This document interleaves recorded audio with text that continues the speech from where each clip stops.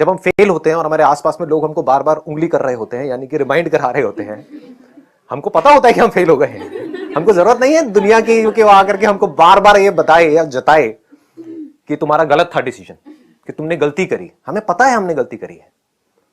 तो आप बताओ कि आप कैसे हम फेलियर्स को डील करते हैं। फेलियर हम सबकी लाइफ में आया है, आप सबकी लाइफ में आया है।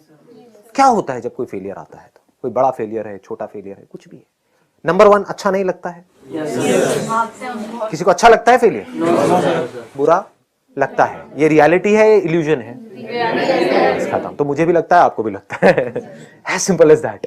इसको सिंपल करो सबसे पहले तो। कभी भी ऐसी एक्सपेक्टेशन अपने माइंड में मत बनाओ कि फेलियर तो हो लेकिन मुझे बुरा ना लगे। जैसे ही बुरा लगता है हम क्या करते हैं? रिएक्ट करते हैं। और क्या करते हैं?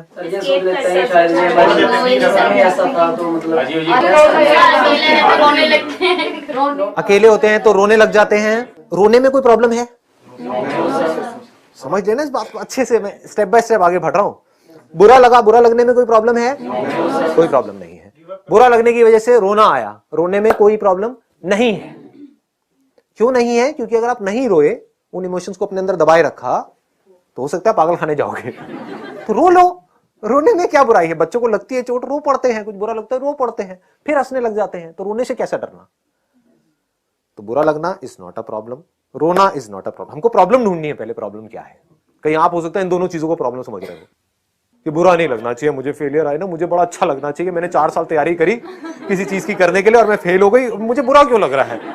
मुझे रोना क्यों आ रहा है? अरे आ रहा है, रो ना। 2 दिन तक रो, 4 दिन तक खूब रो। आंसू कितने हैं आपके अंदर? मतलब कभी तो खाली होंगे, कभी तो टैंकर खाली होगा। रो लो, अच्छे से रो लो।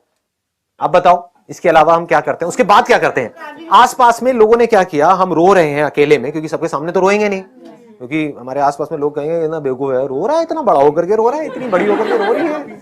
और लड़कों के लिए ज्यादा बड़ी प्रॉब्लम है, लड़का होकर रो रहा है। हमें लड़का होकर के हमारी आंखें हो सकती है, तो आंखों में से पानी नहीं आ सकता क्या? मतलब सोचने वाली बात है ये। समझ गए ना? तो कितना प्रेशर होता है कि अकेले में तो हमारी वॉट लगी हुई है, दुनिया के सामने हम ऐसा दिखा रहे हैं, नहीं हमें कोई फर्क नहीं पड़ रहा है। ऐसा करते हैं नहीं करते हैं? क्या हम एक्सेप्ट करते हैं फेलियर को? क्या हम फेस करते हैं फेलियर को? नहीं करते। क्या करते हैं? एक्सक्यूज देने लग जाते हैं। Unlimited excuses. नहीं, एग्जाम मुश्किल था, मैं क्या करूं? इस साल ही एग्जाम मुश्किल था, ये साल सबसे टफ आया था। या फिर अगर कहते हैं कि नहीं इस साल ना एग्जाम बहुत ज्यादा इजी आ गया था, हर साल टफ आता है, मैंने टफ के हिसाब से तैयारी करी थी, तो परसेंटेज इतनी ज्यादा हो गई। समझ गए? क्योंकि इतना आसान था तो परसेंटेज इतनी ज्यादा हाई हो गई, मेरा इस वजह से एडमिशन नहीं हो पाया। तो दोनों तरफ से आप एक्सक्यूज दे रहे हो। एग्जाम आसान है तब भी, मुश्किल है तब भी, आपके पास दोनों तरफ से एक्सक्यूज रेडी है। एक्सेप्ट नहीं करते हैं, भागते हैं फेलियर से, ब्लेम करते हैं। किसको ब्लेम करते हैं? किसी को भी ब्लेम करने लग जाते हैं। ब्लेम करने के लिए पूरी दुनिया पड़ी है, करते रहो ब्लेम, किसी को भी करते रहो अपने फेलियर। इस सब से क्या होता है? ये सब सही है, गलत है? ये सब गलत है। पकड़ में आ रही है ना बात? ये क्या सही है, क्या गलत है?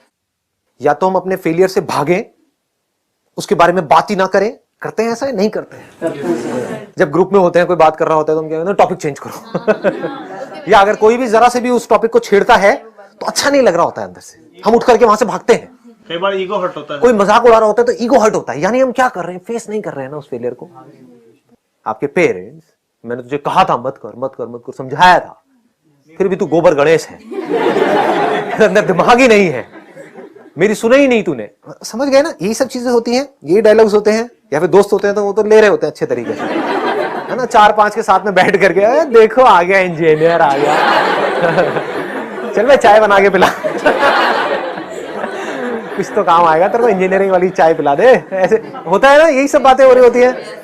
मतलब अच्छे तरीके से मजाक उड़ा। और हम क्या कर रहे होते हैं? हम या तो उन दोस्तों से दूर भागने लग जाते हैं, फेस नहीं कर रहे हैं, लड़ाई हो जाती है। समझ पा रहे हो ना हम क्या गड़बड़ कर रहे हैं? इस सबसे क्या होगा? अंदर फ्रस्ट्रेशन और बढ़ेगी या कम होगी? बढ़ेगी। फ्रस्ट्रेशन का डायरेक्ट लिंक किससे है? एक रेस्टलेस माइंड। माइंड और रेस्टलेस होगा या माइंड पीसफुल होगा? रेस्टलेस हो जाएगा, गिल्टी फील करेगा, गिल्ट आएगा माइंड के अंदर। उस रेस्टलेस माइंड से क्या आप अच्छे से अपनी लाइफ को एक डायरेक्शन दे पाओगे, या फिर एक पीसफुल माइंड से? पीसफुल माइंड से। तो अब पीसफुल माइंड का कनेक्शन किससे है? Step 1, face it completely with 100% of your heart and mind.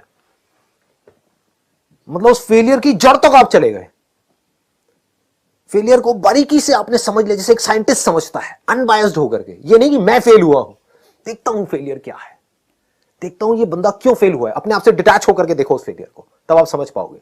मैं बीच में घुसा दिया तो नहीं समझ पाओगे, एक्सक्यूजेस दोगे, ब्लेम करोगे, भागोगे, सब करोगे। अपने आप को काट दो उस फेलियर से। देखता हूं ये बंदा, फॉर एग्जांपल संदीप, देखता हूं ये संदीप क्यों फेल हुआ है इसके अंदर, समझे? जो भी आपका नाम है, पूजा बड़ा कॉमन सा नाम है, तो देखता हूं कि पूजा क्यों फेल हुई है, क्या गलती करी इसने। कहने का मतलब है कि पहला स्टेप है उसको फेस करना, दूसरा है टू एक्सेप्ट इट। कि अब हमारे सामने चाहे एक बंदा है, चाहे 1000 है, चाहे लाख बंदे हैं, वो आकर के अगर हमारी तरफ उंगली करते हैं, कहते हैं कि हाँ भाई तू फेल हो गया, तू फेल हो गई, हाँ मैं फेल हो गया, हाँ मैं फेल हो गई इस काम में, लाइफ में नहीं। I accept, you faced it completely and you can accept only if you face it. If you don't face it, you will never be able to accept it. Then step 3 is learn from it. Most important, मतलब अगर आप fail हुए और उससे आप ढंग से सीख जाओ तो आप ग्रो कर गए, तो उस काम को करने का जो पर्पस था वो पूरा हो चुका है। क्योंकि पर्पस ही आप गलत बनाते हो अपनी लाइफ का, क्योंकि कभी कोई बैठ करके समझता नहीं है लाइफ को, ना कोई समझाता है कि लाइफ का पर्पस क्या है। लाइफ का पर्पस ये नहीं है कि हमको कुछ पाना है, क्योंकि कुछ पा भी लिया आपने, जैसे अपनी लाइफ से रिलेट करना इस चीज को अगर समझ पाओ तो। मैं थ्योरेटिकल बात नहीं कर रहा हूं, बड़ी प्रैक्टिकल सी बात कर रहा हूं। लाइफ का अगर आप गोल ये बनाते हो कि मुझे ये पाना है, तो वो जैसे ही आप पा लेते हो तो कुछ दिन तक तो अच्छा लगता है, उसके बाद में यूज्ड टू हो जाते हो। फिर तो कहने का मतलब है अगर आपने लाइफ का गोल ये बनाया है कि पाना है, तो जो भी आपने पाया, पता नहीं कितने साल स्ट्रगल करके, उसके बाद में जो आपको मिला, उसका मजा कुछ देर के लिए रहने वाला है, कुछ दिन के लिए रहने वाला है। तो क्या ये समझदार तरीका है जिंदगी को जीने का? तो अगर लाइफ का गोल आपने पाने खोने से हटा करके, थ्योरेटिकली नहीं प्रैक्टिकली समझ करके बना दिया कि मैं अंदर से क्या बन रहा हूं, वो इंपॉर्टेंट है। कि मैंने ये पाया, तो जो पाया वो तो गया, जो खोया वो भी गया, लेकिन इसकी वजह से मैं अंदर से क्या हो गया, that should be the goal. ये गहरी बात है अगर आप इसको पकड़ पाओ तो। बाहर आप फेल हो रहे हो, that is not important. Successful हो रहे हो, दैट इज नॉट इंपॉर्टेंट। उसकी वजह से अंदर से क्या बन रहे हो, दैट इज इंपॉर्टेंट। समझ रहे हो? मतलब अंदर से कैसा बनना है लाइफ में कि अब चाहे कुछ भी हो जाए, मेरे अंदर से डर पूरी तरह से निकल गया है। सब कुछ जीरो भी हो जाए तो मैं तुम्हारा ऐसे सब कुछ दोबारा से खड़ा कर दूंगा। ऐसा बनने में मजा है, या बस किसी तरह से जुगाड़ करके, ये करके, वो करके, कहीं पे घुस गए, कहीं पे जॉब में, और बस इसी डर में जी रहे हो कि मुझे निकाल दिया तो पता नहीं मेरा क्या होगा। ऐसी नहीं है हमारी लाइफ। चाहे वहां से 50,000 आ रहा है, चाहे लाख आ रहा है, चाहे 2 लाख आ रहा है, उसी हिसाब से खर्चे बांध लिए हैं। अंदर से सबकी फटी पड़ी है, मतलब सबकी लगी सब, हाँ मतलब अंदर से सबकी हालत टाइट है कि समझ गए ना, अंदर से डरे हुए हैं कि मुझे निकाल दे तो क्या होगा। मैं किस लाइफ की बात कर रहा हूं? अगर इस तरह से आप जी पाए, समझ पाए, अगर इन स्टेप्स को समझ करके कि if you face your failures, if you accept it completely and if you learn from it deeply, तो आपको समझ आया कि मैं पहले से ग्रो कर गया हूं। जब मेरी लाइफ में फेलियर नहीं आया था तो मैं x था मान लो, अब मैं 2x हो गया हूं, या version is a better word. आज की डेट में एप्स के वर्जन आते हैं ना, तो earlier I was 3.0, now I am 4.0 because of this failure. Otherwise I would have been 3.0 for my entire life, मरते दम तक 3.0 को जलाया जाता, लेकिन अब, या गाड़ा जाता, व्हाटएवर। लेकिन अब क्या होगा, जैसे से वर्जन मेरा बढ़ रहा है, क्योंकि अभी तो बहुत टाइम है जलने में, गढ़ने में, तो तब तक वर्जन होगा मान लो 100। अरे 100 क्या 100 कोई वर्जन होता है? It's going to be million point whatever, infinity. ये आया मजेदार वर्ड, किसने बोला? हाँ ये है ना मजा, इन्फिनिटी। किसको जलाया जा रहा है, किसको गाड़ा जा रहा है? इन्फिनिटी को। इसको वर्जन क्या है? इन्फिनिटी। समझे? आया मजा? ये लाइफ जीने में मजा है? या वर्जन 1.0 वो कब बना? जब इस कॉलेज से इसको डिग्री मिली। मरा कब? 1.0। तो मतलब वो एक्चुअल में पहले ही मर गया था।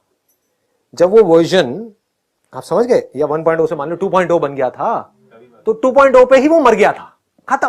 कुछ उसके बाद में कुछ हुआ ही नहीं, कुछ भी इंटरेस्टिंग नहीं हुआ है उसकी लाइफ में। एनीहाउ, यहां तक पकड़ में आ गई बात? तो लास्ट स्टेप क्या है? Grow out of it. कैसे मतलब जब सीख लिया तो grow out of it. Grow out of it इस एटीट्यूड से, जिस एटीट्यूड की मैं बात कर रहा हूं जो भी आपने किया, अगर एक बहुत ही कन्फाइंड नजरिए से उसको देखा तो क्या हुआ कि मुझे ये करना था, क्यों? क्योंकि मुझे ये चाहिए था, वो मुझे नहीं मिला और मैं फेल हो गई। इसी को फेलियर बोलते हो आप? मैं किसकी बात कर रहा हूं? मुझे ये करना था, जो चाहिए था, ठीक है वो तो चाहिए ही था, बट वो मिले ना मिले, that was not my purpose, that was my goal, but that was not my purpose. Goal और पर्पस में फर्क समझ आ रहा है? गोल वॉज कि मुझे ये काम करना है ताकि मुझे ये अचीव करना है, इसमें कोई बुराई नहीं है। बट पर्पस क्या है कि चाहे अचीव हो चाहे ना हो, अभी भी अपनी तरफ से 100% दे रहा हूं, लेकिन मेरा पर्पस ये नहीं है। अचीव हो गया तब भी मुझे आगे बढ़ते रहना है, नहीं हुआ तब भी आगे बढ़ते रहना है। In both the situations I need to grow out of it.